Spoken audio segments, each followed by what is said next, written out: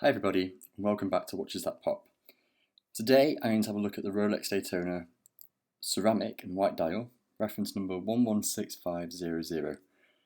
I believe this is the most beautiful modern Rolex in production, and it's quite a desirable watch, to be honest. Currently the waiting lists are very long, and I know a lot of people say it's overhyped. I want to just give you my thoughts on the watch though.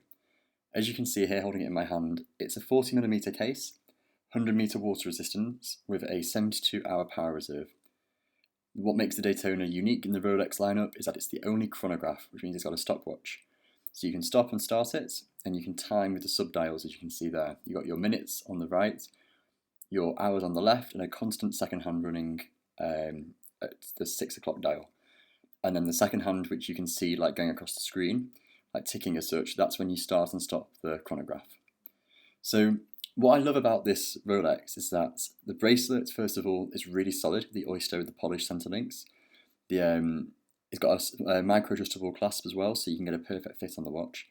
But for me, the thing which really stands out is the case size is not what's called a maxi case. It's not like the other Rolexes like the Submariner and GMT. It's a lot smaller, and I much prefer it. It fits the wrist far better. A lot easier to wear in my opinion, better on smaller wrists. The white dial, the ceramic, really does look amazing. Here's a picture of it again in the sunlight. It really does pop. Definitely a watch that pops. I think it's fantastic, like I say. Really cannot recommend it enough.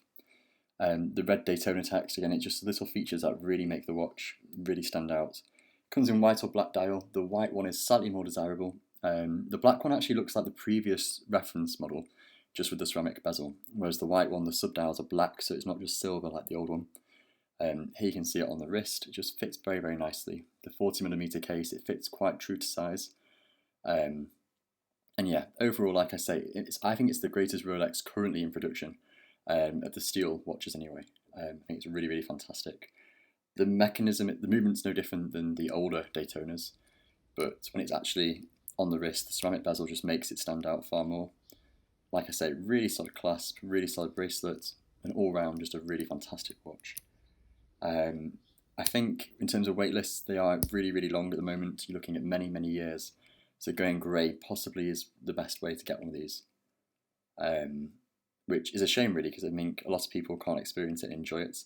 And some people making money out of it seem to be benefiting. But if you can get your name on one, it's worth the wait definitely. Because like I say, I think it's one of the most striking watches currently in production by Rolex. And the case size, the size of the watch, the weight, everything about it, for me, like I say, it's why it's the perfect modern Rolex watch.